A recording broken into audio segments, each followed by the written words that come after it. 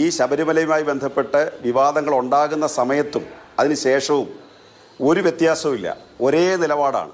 അല്ല ശ്രീ അഭിലാഷ്, അപ്പം എന്ത് ചെയ്യണമെന്നാ ഈ കാര്യത്തിൽ സമാധാനം പറയണം? എന്ത് ചെയ്യണമെന്നും കൂടെ അങ്ങ് പറഞ്ഞേട്ടെ. അല്ല, എന്ത് സമാധാനമാണ് പറയണ്ടേ? ശ്രീ ഗോപൻ, ഞാൻ ഓർക്കുകയായിരുന്നു ഈ വിവാദം വന്നതിന് ശേഷം ഇതേ ചർച്ചയിൽ അതിഥിയായി ദേവസ്വം മുൻ പ്രസിഡന്റ് വാസു പങ്കെടുത്തത്.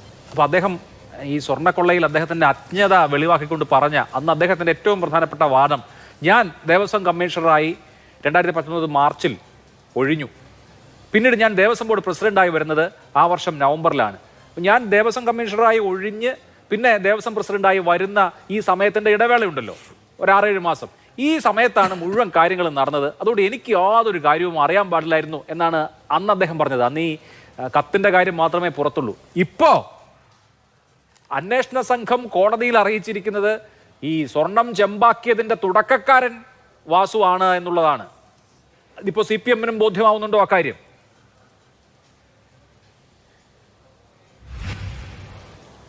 ശ്രീ അഭിലാഷ് മോഹൻ, CPM-ന് ഇപ്പം ബോധ്യമാകുന്നോ എന്നുള്ള ചോദ്യം അതിനകത്ത് പ്രസക്തമല്ല. കാരണം ഈ ശ്രീ N വാസു ഇത് സംബന്ധിച്ച് നടത്തിയിട്ടുള്ള നിരീക്ഷണത്തെ ന്യായീകരിക്കാനോ അതിനെ ബന്ധപ്പെടുത്താനോ ഒന്നും ഞാൻ തയ്യാറല്ല. നേരെ മറിച്ച് CPM-ൻ്റെ നിലപാട് അന്നേരവും ഇന്നേരവും, അതായത് ഈ ശബരിമലയുമായി ബന്ധപ്പെട്ട് വിവാദങ്ങൾ ഉണ്ടാകുന്ന സമയത്തും അതിനുശേഷവും ഒരു വ്യത്യാസവും ഒരേ നിലപാടാണ്. കാരണം ശബരിമലയിൽ സ്വർണ്ണപ്പാളി അല്ലെങ്കിൽ സ്വർണ്ണത്തിന് നഷ്ടപ്പെട്ടതുമായി ബന്ധപ്പെട്ട് അല്ലെങ്കിൽ സ്വർണം കവർന്നതുമായി ബന്ധപ്പെട്ട് ഏതു വിധത്തിലുള്ള സമീപനവും പോസിറ്റീവായിട്ട് എടുക്കുകയാണ് CPM ചെയ്തത്. അതിൽ ആരെയും സംരക്ഷിക്കേണ്ടതില്ല, ആർക്കും വേണ്ടി വക്കാലത്ത് എടുക്കേണ്ടതില്ല, ആരെയും ബോധ്യപ്പെടുത്തി ഇത് പൊതുജനങ്ങളുടെ ഒരു വിഷയമെന്നുള്ള തരത്തിൽ, വിശ്വാസ സമൂഹത്തിൻ്റെ വിഷയം എന്ന തരത്തിൽ, അതിലൊക്കെ ഉപരിയായിട്ട് ഭരണഘടനാപരമായ ഉത്തരവാദിത്തം ഏറ്റെടുത്ത ദേവസ്വം ബോർഡ് എന്ന തരത്തിൽ അത് ശരിയായ ഒരു നിലപാടാണ് CPM എടുത്തത്. അതുകൊണ്ട് CPM-ന്റെ നിലപാടിൽ വാസു എന്നുള്ളതല്ല, നാളെ ആരിലേക്ക് എത്തിയാലും, ശ്രീ N വാസു ആയാലും വേറൊരാളായാലും ശരി, എത്തിയാലും അതിനെയൊന്നും സംരക്ഷിക്കത്തില്ല. നിങ്ങൾ തുടക്കത്തിലേ പറഞ്ഞില്ലേ, പിന്നെന്താ? പക്ഷേ അദ്ദേഹം CPM-ന്റെ ലോക്കൽ സെക്രട്ടറി ആയിരുന്ന, 2 തവണ പഞ്ചായത്ത് പ്രസിഡന്റ് ആയിരുന്ന, PK ഗുരുദാസൻ മന്ത്രിയായിരുന്ന സമയത്ത് അദ്ദേഹത്തിന്റെ അഡീഷണൽ പ്രൈവറ്റ് സെക്രട്ടറി ആയിരുന്ന, ദേവസ്വം ബോർഡിലെ CPM-ന്റെ പൊളിറ്റിക്കൽ നോമിനി ആയിരുന്നു. ആ നോമിനി എന്നുള്ള നിലയിലാണ് അദ്ദേഹം 2019 ദേവസ്വം കമ്മീഷണറായി മാറിയതിനു ശേഷം പ്രസിഡന്റായി വരുന്നതും. അപ്പോൾ നിങ്ങൾ രാഷ്ട്രീയമായി കണ്ടെത്തി ചൂസ് ചെയ്ത് അപ്പോയിന്റ് ചെയ്ത ഒരാളുടെ ഭാഗത്തു നിന്നാണ് ഇത് വരുന്നത്. സ്വർണം കവർന്ന കേസിൽ അദ്ദേഹം അറസ്റ്റിലാണ് എന്ന് വരുമ്പോൾ അതിന്റെ റെസ്പോൺസിബിലിറ്റി ഞങ്ങൾക്കില്ല എന്ന് പറയാൻ പറ്റുന്നത് എങ്ങനെ?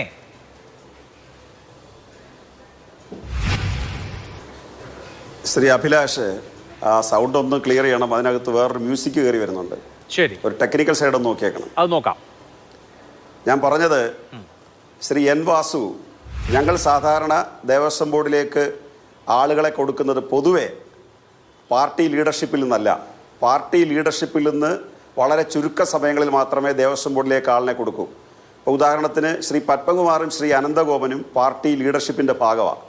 അവർ പത്തനംതിട്ടയിലെ ഏറ്റവും മുതിർന്ന നേതാക്കളാണ്. പക്ഷേ ശ്രീ N വാസു യൗവനകാലത്താണ് രാഷ്ട്രീയ പാർട്ടിയുടെ പ്രധാന പ്രവർത്തകനായിട്ടിരുന്നത്. പഞ്ചായത്ത് പ്രസിഡൻ്റായിട്ടിരുന്നതും അതുപോലെയുള്ള ചുമതലകൾ വഹിച്ചിരുന്നതും യുവജന പ്രസ്ഥാനത്തിൻ്റെ ഭാഗമായിരുന്നതുമൊക്കെ അദ്ദേഹത്തിൻ്റെ യൗവനകാലത്താണ്. അതിനുശേഷം അദ്ദേഹം വളരെ പ്രധാനപ്പെട്ട ഔദ്യോഗിക വൃത്തിയിലേക്ക് പോവുകയും അതിൻ്റെ ഭാഗമായിട്ടാണ് അദ്ദേഹം ഒരു മന്ത്രിയുടെ പ്രൈവറ്റ് സെക്രട്ടറി ആവുന്നത്. അതുകൂടി പറയേണ്ടതായിട്ടുണ്ട്. എക്സൈസ് വകുപ്പ്, തൊഴിൽ വകുപ്പ് മന്ത്രിയായിട്ടിരുന്ന വളരെ ശുദ്ധഗതിയും അതുപോലെ യാതൊരു തരത്തിലുള്ള സാമ്പത്തികം ഒരാൾക്ക് പോലും കുറ്റപ്പെടുത്താൻ കഴിയാത്ത ഒരു മന്ത്രി, അത്തരം ഒരു മന്ത്രിയുടെ പ്രൈവറ്റ് സെക്രട്ടറിമാരിൽ ഒരാളായിട്ട് ശ്രീ N വാസുവിനെ പോസ്റ്റ് ചെയ്യണമെങ്കിൽ N വാസു അതിനു മുമ്പ് ഒരു ട്രാക്ക് റെക്കോർഡിലും ഒരു അപകടവും ഉണ്ടായിരുന്ന ആളല്ല. പക്ഷേ ദേവസ്വം ബോർഡിൽ എന്താ സംഭവിച്ചതെന്നുള്ളത് നമുക്ക് ദിവസങ്ങൾ കഴിഞ്ഞേ വ്യക്തമാവുകയുള്ളൂ. ഇപ്പം നമ്മൾ ബഹുമാനപ്പെട്ട ഹൈക്കോടതിയെ വിശ്വാസത്തിലെടുക്കുന്നു. വളരെ നല്ല അന്വേഷണ ടീമായിട്ടുള്ള സ്പെഷ്യൽ ഇൻവെസ്റ്റിഗേഷൻ ടീമിനെ നമ്മൾ വിശ്വാസത്തിലെടുക്കുന്നു. അവിടെ നമ്മൾ ശ്രീ N വാസുവിനൊപ്പം അല്ല, അവിടെ ഹൈക്കോടതിക്കും ഇതിന്റെ മറ്റു കാര്യങ്ങൾ അറിയാൻ പറ്റുമെന്ന് പറയുമ്പോൾ നമ്മൾ ഈ വിഷയം ചർച്ച ചെയ്തത് ഏതാനും ദിവസങ്ങൾക്ക് മുമ്പാണ്. അന്ന് N വാസുവിനെ ചോദ്യം ചെയ്തിട്ടേ ഉള്ളൂ. അന്ന് അങ്ങ് പറഞ്ഞ വാദം, N വാസുവിനെ ചോദ്യം ചെയ്തിട്ട് അറസ്റ്റ് ചെയ്തില്ലല്ലോ, വിട്ടയച്ചല്ലോ.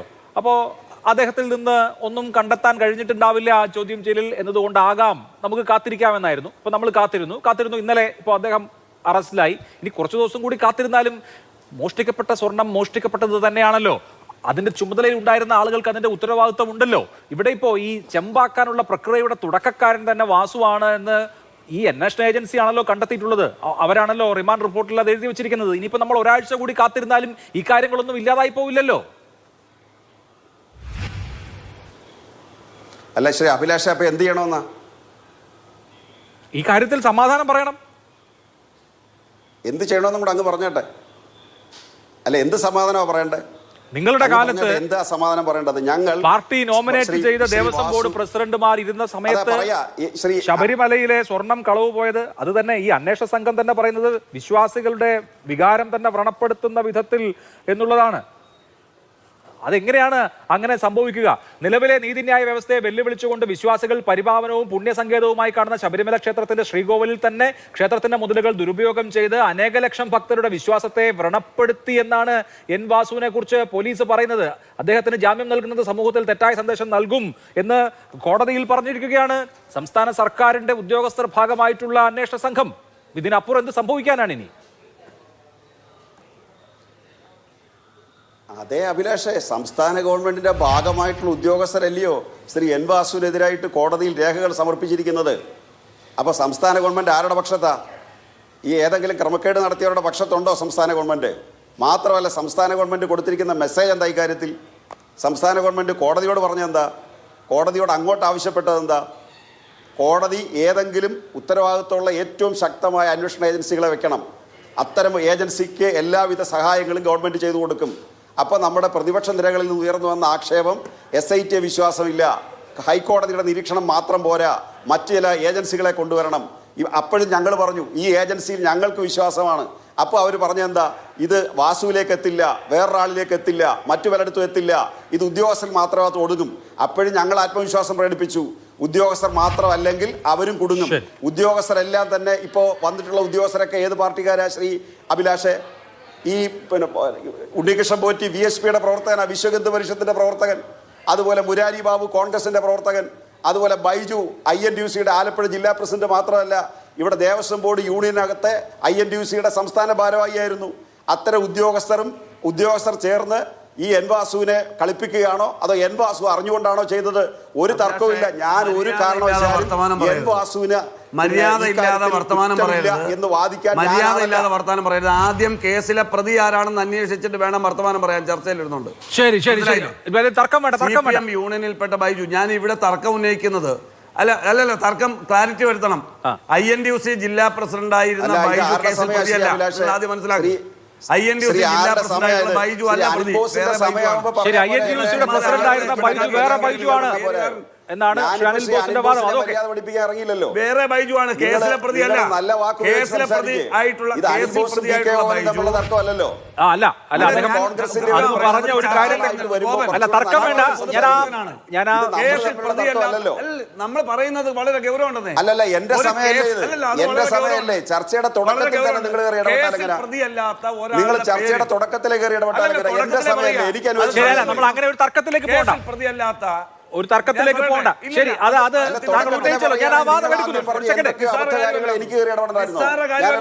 ശരി ശരി. അല്ല, ഇത് നമ്മൾ അങ്ങനെ ഒരു വാക്ക് തർക്കത്തിലേക്ക് പോകണ്ട. ഉന്നയിച്ച പോയിന്റ് ഞാൻ കേട്ടല്ലോ. ഇനി അതൊരു തർക്കത്തിലേക്ക് പോകണ്ട. ശരി, തർക്കത്തിലേക്ക് പോകണ്ട. ആ പോയിന്റ് എടുത്തല്ലോ, ആ പോയിന്റ് ഉന്നയിച്ചല്ലോ. ശരി, അങ്ങ് ഇനിയിപ്പോ ക്ഷമിക്കൂ ഷാനിൽ ബോസ്. ശ്രീ ഗോപൻ ഇവിടെ ഒരു വിഷയം ക്ലാരിഫൈ ചെയ്തതാണ്. താങ്കൾ ഉന്നയിച്ച INTUCയുടെ ജില്ലാ പ്രസിഡന്റ് ആയിട്ടുള്ള ബൈജു അല്ല ബൈജു എന്നുള്ളതാണ് കോൺഗ്രസിന്റെ വാദം. ഓക്കെ, ആ തർക്കം അവിടെ തീർന്നു എന്ന് ഞാൻ വിചാരിക്കുന്നു. താങ്കളുടെ പോയിന്റ് കൺക്ലൂഡ് ചെയ്യണം. എനിക്ക് അടുത്ത ആളിലേക്ക് പോകണം. അല്ല ശ്രീ അഭിലാഷേ അതൊക്കെ അദ്ദേഹം ക്ലാരിഫൈ ചെയ്യട്ടെ. പക്ഷേ ദേവസ്വം ബോർഡിൽ അദ്ദേഹം ജീവനക്കാരനായിട്ടിരിക്കുമ്പോൾ INTUCയുടെ യൂണിയന്റെ സംസ്ഥാന ഭാരവാഹിയാ. അതല്ലെന്ന് ശ്രീ ബോസ് പറയട്ടെ. ശരി, ഓക്കെ, അത് അദ്ദേഹത്തിന്റെ സമയത്ത് പറഞ്ഞാൽ മതി. ഞാൻ പറഞ്ഞു വന്നത് എന്താ ഇത് ഗവൺമെന്റ് എടുത്ത നിലപാട്. നിങ്ങൾ എന്താ ഈ പറയുന്നേ? ശ്രീ ഞാൻ ബൈജു ദേവസ്വത്തിലെ ജോലിക്കാരനല്ല എന്ന് പറഞ്ഞില്ല. അദ്ദേഹം ദേവസ്വത്തിൽ AO ആയിട്ട് ജോലി ചെയ്തിട്ടുണ്ട്. ദേവസ്വം തിരുവാഭരണം അവിടുത്തെ എംപ്ലോയീസ് ഫ്രണ്ടിന്റെ പ്രസിഡന്റ് ആണ്. അതിലൊന്നും എനിക്ക് തർക്കമില്ലാന്ന്. INTUC ജില്ലാ പ്രസിഡന്റാണ്, യൂത്ത് കോൺഗ്രസ് നേതാവാണ്, തർക്കമില്ല. ഈ കേസിൽ പ്രതിപാദിച്ചിട്ടുള്ള ബൈജു അതല്ല. അതാണ് പോയിന്റ്. ഈ കേസിൽ പ്രതിപാദിക്കുന്ന ബൈജു അതല്ല. നിങ്ങൾ ചുമ്മാതെ വസ്തുതാവിരുദ്ധമായി ആയിക്കോട്ടെ. വ്യക്തിഹത്യ ചെയ്യുന്ന ആയിക്കോട്ടെ, സമീപനം അങ്ങ് സ്വീകരിക്കുന്ന അങ്ങയുടെ കേസിൽ സമയത്ത് പ്രതിയായിട്ടുള്ള പറഞ്ഞു. ബൈജുവിന്റെ അങ്ങയുടെ സമയത്ത് ശരി, ശരി, ശരി, അത് വിടാ, അത് വിടാ. accept ചെയ്യാൻ തയ്യാറാണ്. എനിക്ക് തർക്കമില്ല. ശരി ശരി ശരി മനസ്സിലായില്ലേ? ഞാൻ പറഞ്ഞ വിഷയം ആ താങ്കൾ പറഞ്ഞ വിഷയം എന്താണ്? കൺക്ലൂഡ് ചെയ്യൂ. ഗോപൻ എന്ന് പറയുന്ന ഒരാൾ വേറൊരു ശ്രീ കേസിൽ അനിൽ പ്രതിയായാൽ ബോസെ, അങ്ങയുടെ താങ്കളാണെന്ന് സമയത്ത് തിരുത്തിക്കോ. ഒരാൾ ചർച്ച വന്നിരുന്നു പറഞ്ഞാൽ അല്ല താങ്കൾ അത് അംഗീകരിക്കുമോ? കഴിഞ്ഞല്ലോ, അത് ഒരു തവണ പറഞ്ഞ് ഉന്നയിച്ച് കഴിഞ്ഞല്ലോ. ശരി, അല്ല, നമ്മൾ ഞാൻ നമ്മുടെ ചോദിക്കുന്നു, ഗോപൻ എന്ന് പറയുന്ന ഒരാൾ മറ്റൊരു കേസിൽ ഈ പ്രതിയാകുന്നു. ബൈജുവിന്റെ താങ്കളാണെന്ന് ഒരാൾ ചർച്ച ചെയ്താൽ രാഷ്ട്രീയ അംഗീകരിക്കാൻ ബന്ധം ഏത് എന്നുള്ളതല്ലല്ലോ നമ്മുടെ ചർച്ച. അതിനേക്കാൾ ഗൗരവമുള്ള വിഷയമുണ്ട്. നമുക്ക് ആ വിഷയം അവിടെ അവസാനിപ്പിക്കാൻ ഞാൻ രണ്ടുപേരിലേക്ക് മടങ്ങിയെത്താം. ശ്രീ അല്ല, ശങ്കുട്ടി ദാസ്. നമ്മൾ ആ കേസിൽ കക്ഷിയല്ലാത്ത, കേസിൽ ശരി, അത് പറഞ്ഞു കഴിഞ്ഞല്ലോ, ഉന്നയിച്ച് കഴിഞ്ഞല്ലോ. ഒരാളുടെ പേര് ഒരു ഇത്രയും വലിയ പ്ലാറ്റ്ഫോമിൽ അകാരണമായി ഉന്നയിക്കുമ്പോൾ അത് ചലഞ്ച് ചെയ്യണ്ടേ? ശരി, അത് ചലഞ്ച് ചെയ്ത് കഴിഞ്ഞല്ലോ. ചലഞ്ച് ചെയ്ത് അത് കഴിഞ്ഞല്ലോ. അലങ്കാരമാക്കുന്നവർ അലങ്കാരമാക്കിക്കോ. ശരി. ഞങ്ങൾക്ക് അത് അംഗീകരിക്കാൻ കഴിയും. ശരി, ചലഞ്ച് ചെയ്ത് കഴിഞ്ഞല്ലോ. ഓക്കെ, ഫൈൻ, ഞാൻ വരാം. ശ്രീ എനിക്ക് ശങ്കുട്ടി ദാസ്. നേരെ ബോധ്യമുള്ളത് കൊണ്ടാണ് പറയുന്നത്. ശരി സാർ, ശരി ശരി, അത് അങ്ങ് അത് ഉന്നയിച്ച് കഴിഞ്ഞല്ലോ. നമുക്ക് അടുത്ത പോയിന്റിലേക്ക് പോകണം, അതുകൊണ്ടാണ്.